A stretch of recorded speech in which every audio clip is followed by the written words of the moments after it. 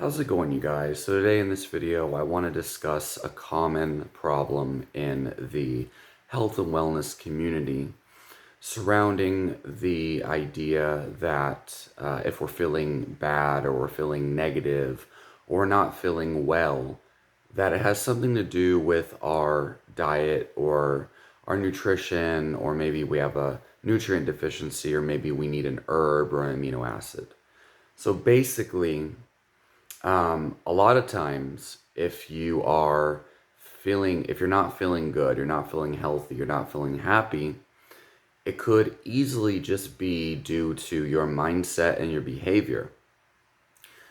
So, for example, anxiety and depression. So it's extremely common for people to think if they have anxiety or depression that they have like a food intolerance, or that they have a nutrient deficiency, or that they have a genetic predisposition to some kind of disease and they need to take medication for their entire life, or they think their brain's broken or something like that. Now, don't get me wrong, I've always said that if you don't have the right nutrition, obviously you could be causing depression through nutrient deficiencies and things. Because in order for your body to produce healthy, balanced neurotransmitters, you need the right amino acids and vitamin and mineral precursors.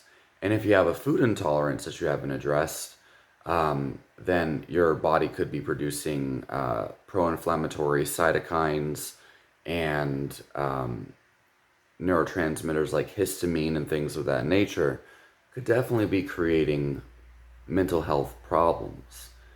But at the same time, I've personally found time and time again, and I've seen in many other people, that it's not always nutrition, it's not always herbs. And a lot of times people might notice at the beginning of a nutrition change or starting a new herb or supplement, they feel super good and they feel like they found the solution they've been looking for. But then after a week or so, it stops working. And then they're looking for the next health hack. I mean, look at Vegetable Police, for example. Now his channel's name is Vegetable Conspiracies. And so, most supplements and nutritional changes, things like a ketogenic diet or taking 5-HTP or theanine, for example, these things have been proven to work not only in intervention studies and case studies and also testimonials. So I'm not downplaying the significance of some of these therapies. But what I am saying is that it's extremely important to address your thoughts and the way you see the world in order to feel your best. So first and foremost, I mean, one of the most common patterns people have that keeps them in a loop of feeling unwell is their addiction to finding a new health solution. So it's real easy to feel like crap all the time if you're constantly convinced that you need a cleanse or a detox, you need to get toxins out of your body, or that, you know, whatever you're doing is not good enough. Like you have to constantly reach this nirvana of health. So what that does is it keeps you chasing after an idea of health that you're never going to reach. And I talk about this all the time. But in regards to mental health and well-being, it's it's extremely important. Finding something that is obviously healthy, most people get good results with, and it's given you better results than you've had before, is good enough.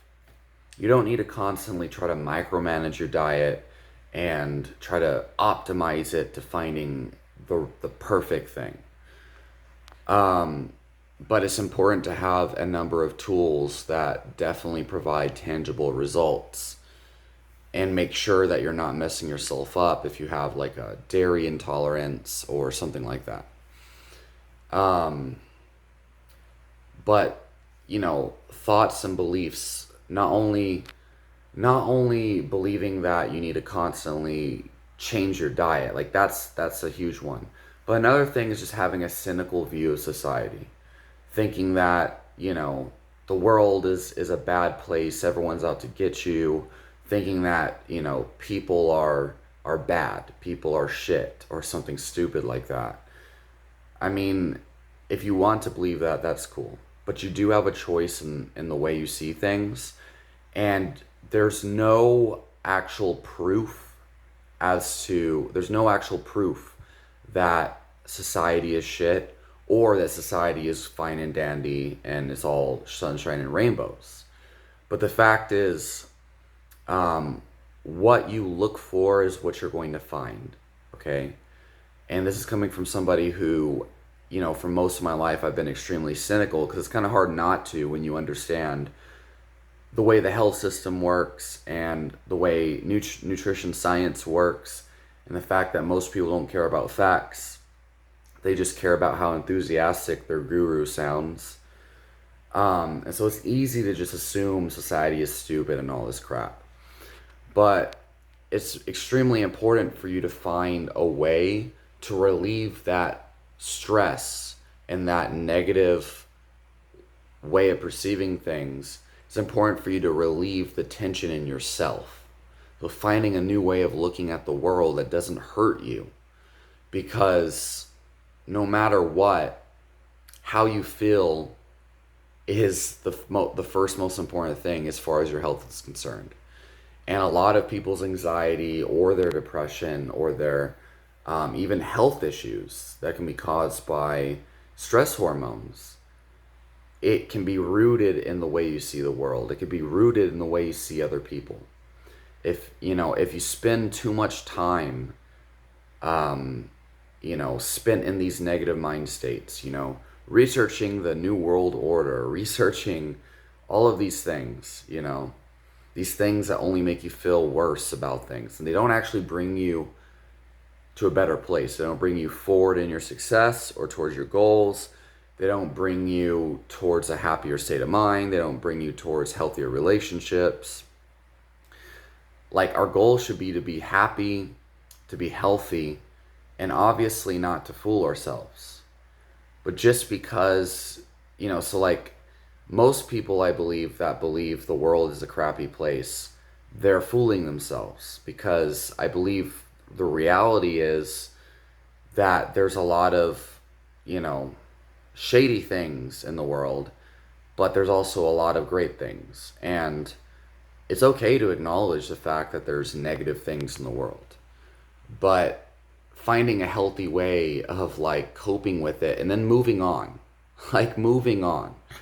Okay, so there's some people in the world that are not positive, right? They're purposely trying to step on heads or something. Okay, great, but you don't deal with that every single day of your life. And if you do, it's probably because you focus on it too much. You could choose to let it go. You could choose to move past it, okay? And not constantly dwell on it. Or if, you meet some asshole in your everyday life, you don't have to fixate on it. You don't even have to let it affect you emotionally. You've got to become emotionally mature, mentally mature, in the sense that you let these things bounce off you. Like, if you don't need to fixate on it, you should choose to let it go. And I mean, there's a wide variety of ways that people think that creates these types of negative tension. And so the main point here is that, if you have the wrong mindset or the wrong approach to relationships, the wrong approach to how you deal with your family, the wrong approach. And when I say the wrong approach, I mean an approach that's giving you negative results.